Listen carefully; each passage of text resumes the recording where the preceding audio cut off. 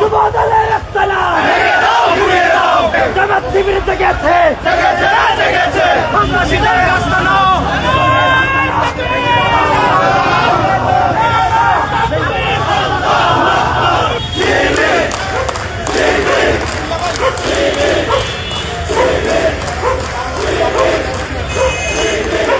সম্পূর্ণ বিনা উস্কানিতে আমাদের উপর আজকে আক্রমণ করা হয়েছে। আমাদের মা বোনদের উপর আক্রমণ করা হয়েছে।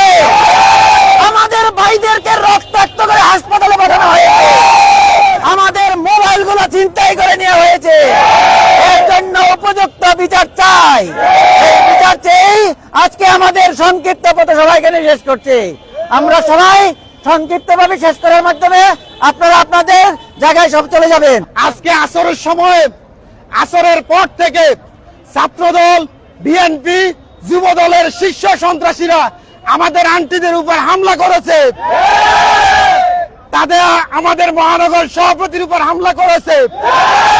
আমাদের মিরপুর থানার সেক্রেটারি রেদওয়ান ভাইকে রক্তাক্ত করেছে।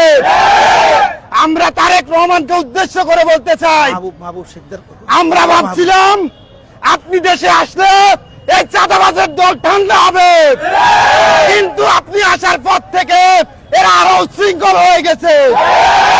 আমরা প্রশাসনকে বলতে চাই, সেখানে আপনারা ছিলেন, কোন ব্যবস্থা নেন নাই, বরং জামাত শিবিরকে আপনারা ঠান্ডা করার চেষ্টা করেছেন। জামাত শিবির শান্তিপূর্ণভাবে সেখানে অবস্থান করেছে। হামলার প্রতিবাদে আমরা হামলা করিনি। আমাদেরকে, আমরা ঠান্ডা আছি, আমাদেরকে ঠান্ডা থাকতে দেন।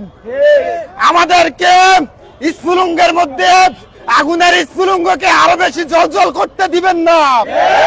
সাবধান হয়ে যান, সেই স্ফুলিঙ্গে শেখ হাসিনার মতো সরকার হয়ে যাবে। আমরা আজকে শপথ নিব, আগামী 12 তারিখ এই 12 আসন থেকে, এই 15 আসন থেকে সর্বস্তরের চাঁদাবাজকে বিতাড়িত করবো ইনশাআল্লাহ। এই চাঁদাবাজের তাই এই ঠিকানা এই বাংলায় হবে না। মহানগর সভাপতির উপর হামলা করা হয়েছে, সেটা আমরা মেনে নেব না।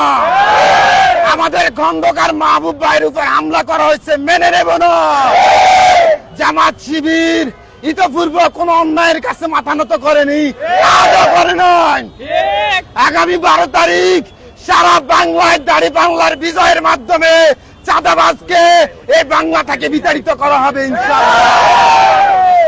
আমরা পাশাপাশি প্রশাসনের কাছে হামলাকারীদের বিচার চাচ্ছি এবং যথেষ্ট পরিমাণ তাদের সুষ্ঠু বিচারের দাবি করছি।